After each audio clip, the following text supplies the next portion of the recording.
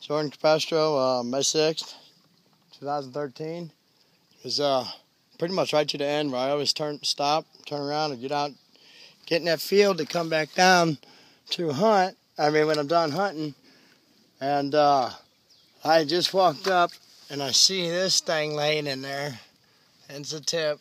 I take it. I just felt, see, if there's anything under it to kind of move. Let's see what we got here. Hopefully this sumbitch is intact. Oh, fuck yeah. Wow. Holy sweet. This is my favorite Utley's. Badass. I'm fucking jacked now. Thank you, Lord.